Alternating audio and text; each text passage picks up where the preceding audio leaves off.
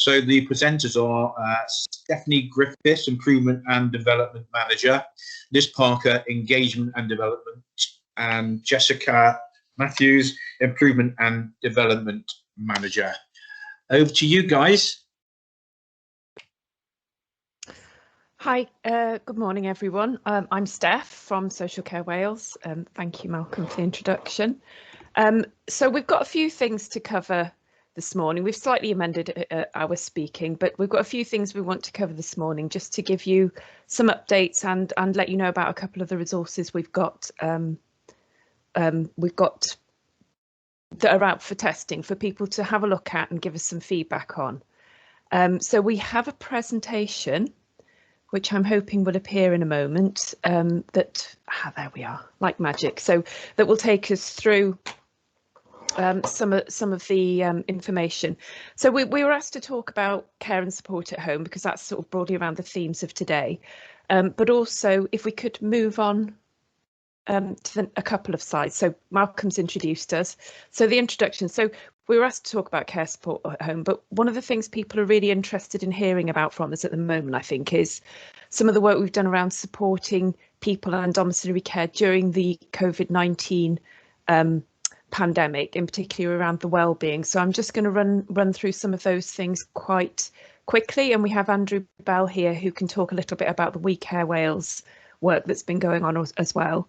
And then going on to talk a little bit about the care and support at home as a broader programme of work, and where we are with that and where we're aiming to go with it, which embraces quite a broad range of things. But I'll get onto that when we get there. And then a first outing for a resource for domiciliary care managers, which has been some time in the coming, which is around outcomes focused practice and how to support that in a very practical way, which sits really neatly and side by side with some work that my colleague Jess has been leading on around case recording, with an outcomes focused perspective as well. So if we start and go on to the next slide around supporting domiciliary care during the COVID-19 pandemic, there are a few things. There are a few things that we're doing at Social Care Wales. Can we have the next slide? Sorry. There are a few things we're doing. I'll start talking about them and you know, we can fill in as we go. One of them people may or may not know about is the Employee Assistance Programme.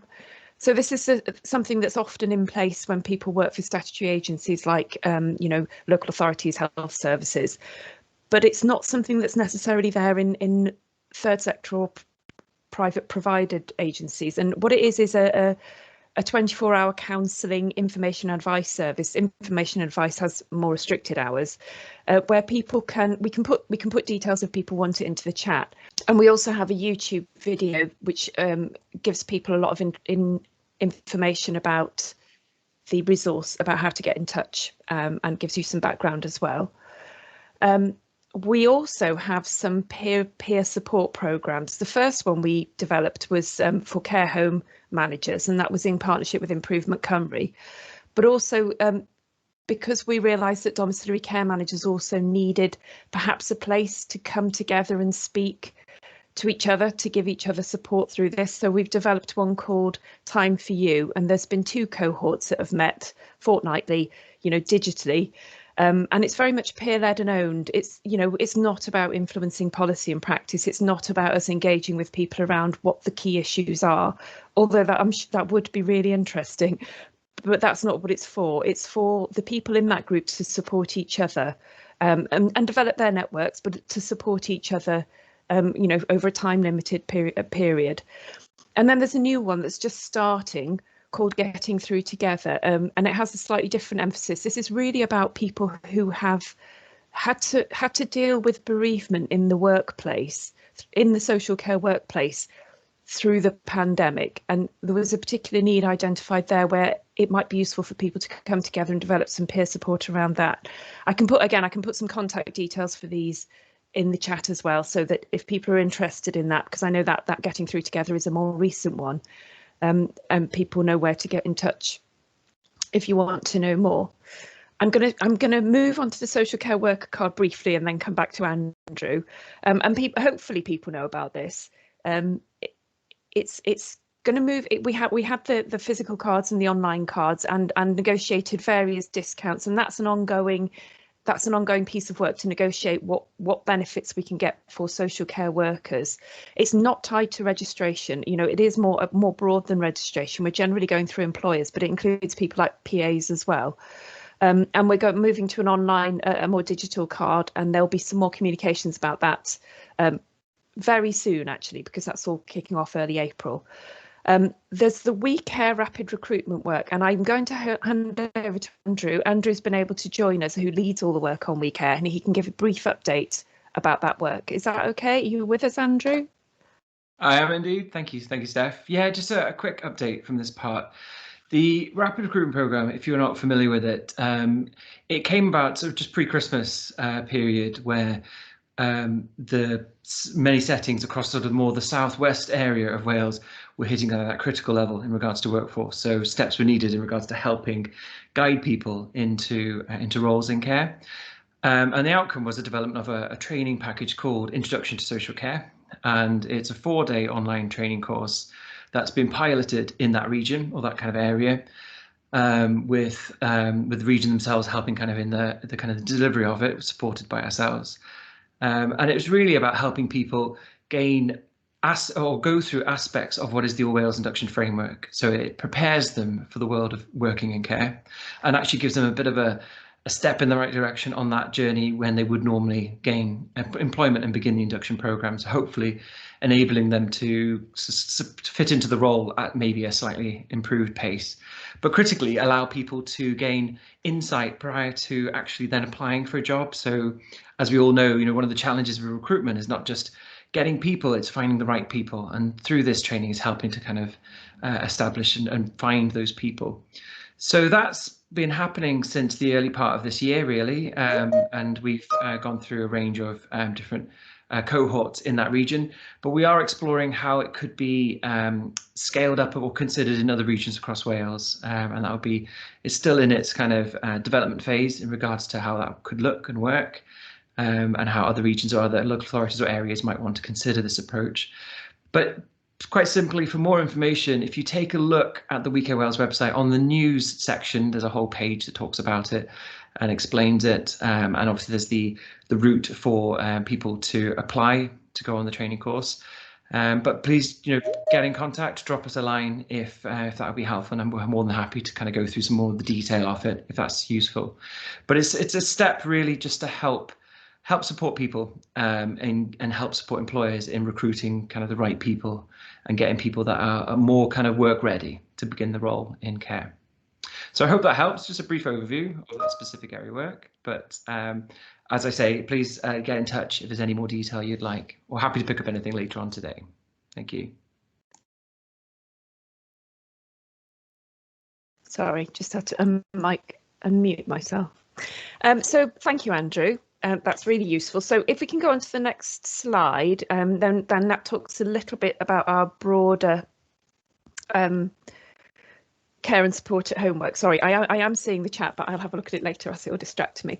So this work really was always looking at the longer term and more wide-ranging outcome-focused approach to broadly care and support at home. It's about longer term thinking around this, which, you know, perhaps understandably the work is paused at the moment because people haven't got the space to think in the long term.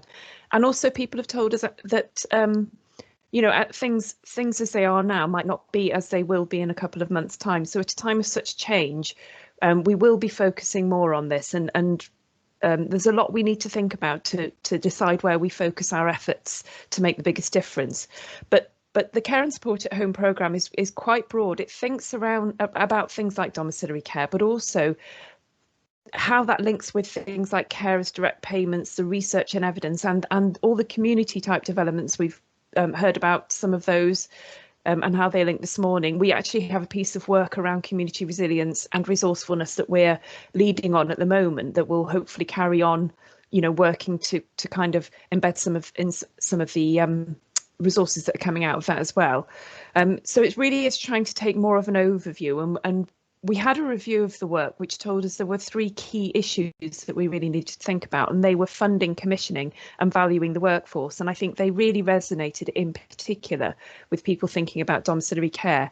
So what we're going to do with that work is we're going to pick it up when people have the space to do it. We are going to pick it up and really think about how do we find out what the issues, the learning, the good practice is that's going on now. Where could a national group really help people to move things on, and how does it link with providers, commissioners locally, nationally and regionally, to make sure we're doing something useful with that work. So that's something we have done and that we will be picking up again. But for now, just because of those reasons, and also because we're going into an election time, it's just paused a little bit while we work out where that needs to be, and then we'll pick the conversation up again sort of later in the spring, I think, with that one.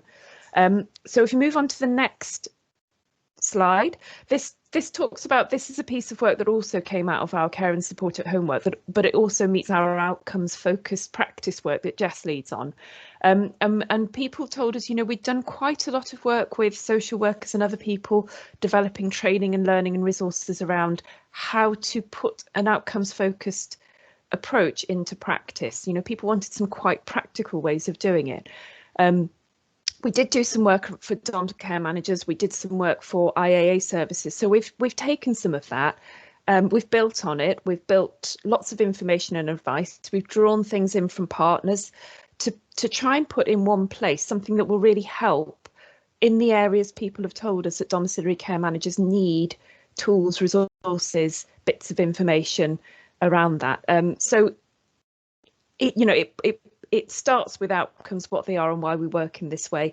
It talks about that in domiciliary care, and then tries to pick up some of the specific issues that managers will face in their workplace.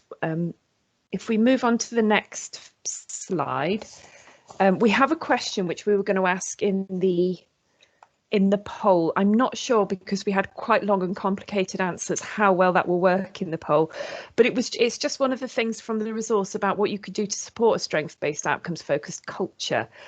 It's one of the areas people tell us is a really tricky one to grasp. In a sense, what does that mean? We do have some information about it. We have a tool that helps people assess where they are and where they need to be. So, assuming that poll isn't quite working because of the way it's structured, we'll move on to the next slide, and I'll just go on and to a bit more detail about what we have. Oh, we have the poll. I'm not going to answer it. So if you want to answer this question around the sort of things you can do, these are all things that could be possible answers, but it's just useful to hear from people what you think might be one of the key ones for you that you think would help to embed that culture of an outcome focused and strength based approach. So if you could have a little look at that, that would be brilliant. So what our resource focuses on is drawing on that work with partners to bring things together.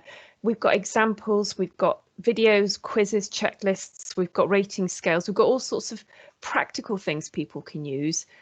We've got links to elsewhere, and then where there wasn't anything, we've just pulled things together as well, based on all the information that it is. It depends. I would say tick on one if that's possible, or one or two, because I think probably people. Sorry, I'm just responding to the question from Maria, because I think otherwise people will probably all tick on everything. So this slide just gives you a bit of a flavour of what we have in the resource. We haven't yet got it on our website, but if people want it, please get in touch. We can also share our details so that you can get in touch about both of these, because what we're really interested in hearing from people now is, what's useful about it? How well does the content work, and how would you change it? But also, we're aware we're publishing this as a PDF. People told us actually everyone hasn't got easy access to the internet, and digital things might not work, but I don't know if that's changed and has become easier for people. So we'll be also looking at how else we can publish it to make it perhaps a bit more interactive, perhaps more interesting and useful to use. But it covers some of these things like what you can achieve, outcomes around what you can achieve, but actually outcomes about how it makes you as a workforce or as the person being supported, how it makes people feel.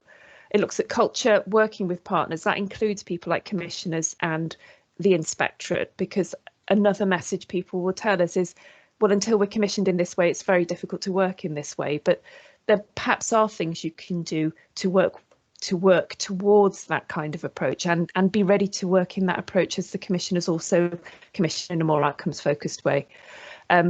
We have things around balancing rights and responsibilities, which also is known as positive risk taking. We had quite a big piece of work we did around that, but we have some principles for practice in there as well.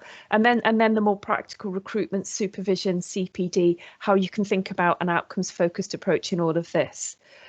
Now, of course, it all links really very well with, and one of the things we reference in here is recording. How do you record case recording?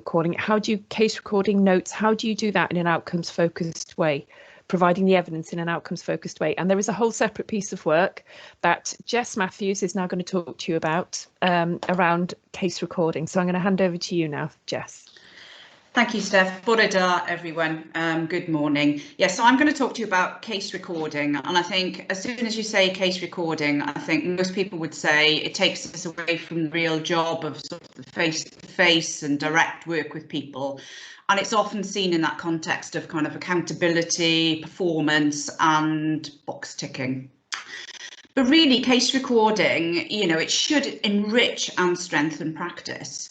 And it can even be, an intervention in itself. For example, working collaboratively to produce a plan with a supported person can make them feel valued and listened to, and when they know their views are being written down and that they can influence decisions.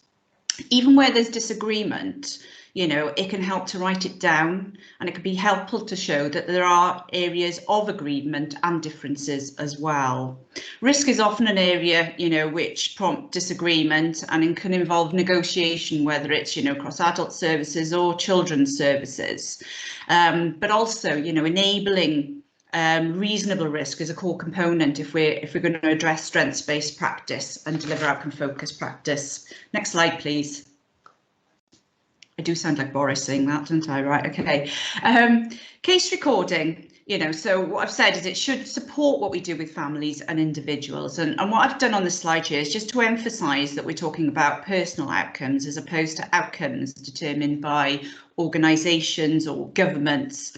Although in other resources, we should show how personal outcomes can link up to more strategic outcomes.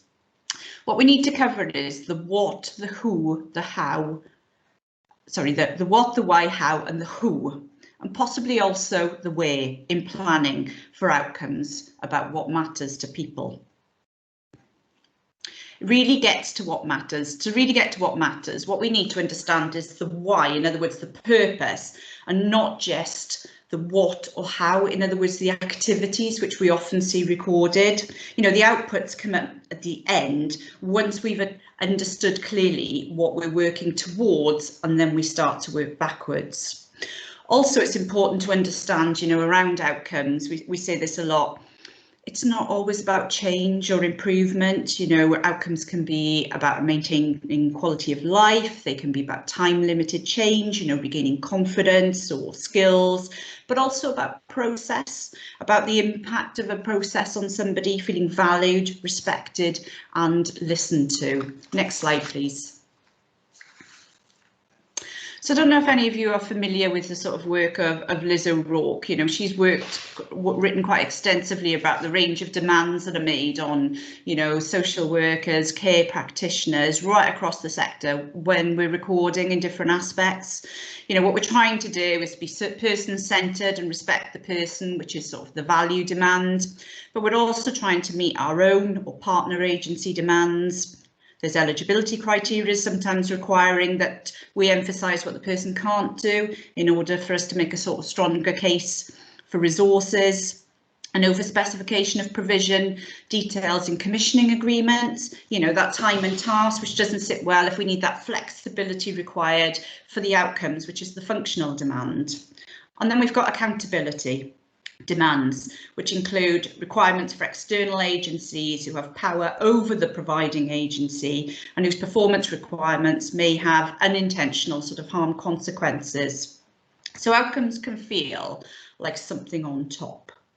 And if that's how it feels to people, then it's going to feel like something else to do in a tick box on top. Next slide, please.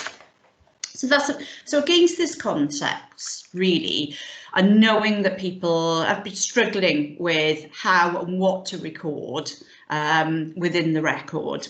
Last year, we developed a partnership agreement, Social Care Wales, along with Strathclyde University and Swansea University. So it's been my sheer delight to work with Dr. Emma Miller, who has led on outcomes for over 10 years in Scotland, and the fantastic Mr. Nick Andrews, I know he's listening. So we created a partnership agreement, and we also created a national steering group, which is a real multi-sector group. So we have providers, LA, CIW, we have WICIS representatives, the 4 Cs, we have foster care, a service user, CAFCAS, National Commissioning Board. I hope I've mentioned everyone on there. But that national steering group is overseeing this work. And what we did last year, when we could still go out and talk to people face to face, it was a fantastic experience. We had events and we went out and we talked to people. We talked to practitioners, providers. We brought people together in multi-sector groups and asked them what they wanted from this resource, what they were struggling with, what they needed help with. And this is what people told us. They wanted a resource that kind of revisited the purpose, you know, what are we trying to achieve and what is the benefits around the work around personal outcomes. They want examples of recording so they can see how to record outcomes across children's and adults, something that starts to tackle the sticky issues in recording, and for it to be based on sort of a set of principles and guidance, for them to feel that the resource helps them to do it, not just gives them sort of a framework around that. And for the resource to touch on things around organisational factors. You have to very much create that right culture for which this work can thrive. So it's about how is this picked up in supervision and reflective practice. Next slide, please.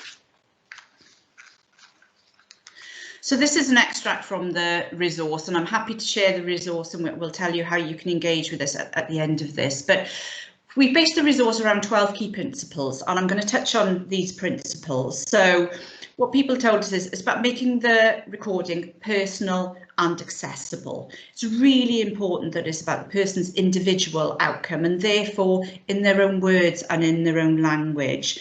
Recognising recording the different types of outcomes that I've touched on, and recognising in the record and building on individual strengths, but also that identification and discussion around priority risks. Making recording analytical. What we know is, you know, a lot of the feedback we had is that people are moving forward, different types of conversations are happening, but in the record itself, it's about what we're doing and some of the activities rather than reflecting necessarily how we got there and what has led us to where we are. So it's about sort of recording the distinction about what is fact, what is opinion, allowing and including different perspectives, and recording the why and not just the how and what, and how this links across into decision making. Also making recording live and joined up across our organisations. It needs to be responsive to that individual's journey. It's person-centred, it's around that individual. And how do we get that? Joining it up around the outcomes across the different organisations who might be inputting into that. And finally, making recording inclusive. You know, it needs to reflect that individual's words. If the individual has particular communication challenges and difficulties, we need to make sure that people understand what we're working to and understand their record. And it needs to be proportionate across, if somebody's with us for a long time in the care system, across their life course as well. Next slide, please, which is the Welsh version of the principles. Next slide again, please. Again, Welsh, and I'm going to, if you could move that lovely to the English version. So this is another extract from the resource. So people wanted examples from us, so we've tried to do that. So for an example here, and people want to, you know, the comparison of, so here's an example here, which really is a goal, but I would say it's more of a professional's goal than an individual. So, you know, would Mr. Murphy want to develop his symmetrical gait by improving his step length?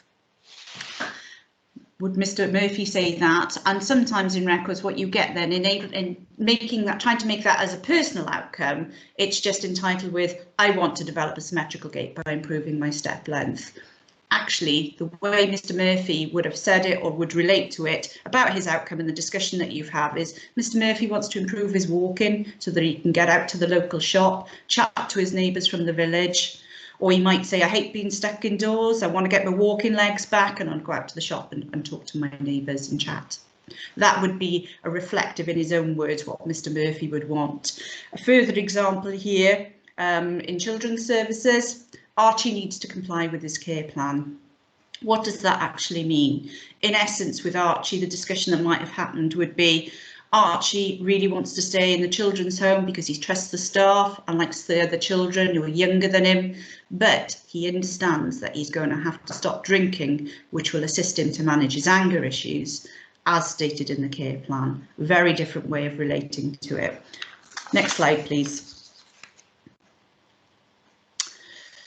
So to touch on a few elements, I'm going to ask you a question just to make this interactive. I've talked about those principles. It'd be really nice to hear from you. I'm not going to do a poll, but what I would like you to do is think, and just share with me what you think is most important in case recording. And what I would ask is that you think about that just for a second, type it into the chat, but don't click send. Because as soon as you start to all send, everyone's going to read everyone else's. So if you just think about that, put in a sentence, I'll give you a second to do that. And then when I say we can send them, and it'd be great feedback for us. Also, what I would say is with this resource where we're at, we've drafted it and we are now started to test it. We're really keen to test it with you. For me, when we do these resources, it's about working with the sector, developing something that really responds to what they're telling us, but actually does it work? We're really interested in people working with this and developing examples for us that we can further include into the resource.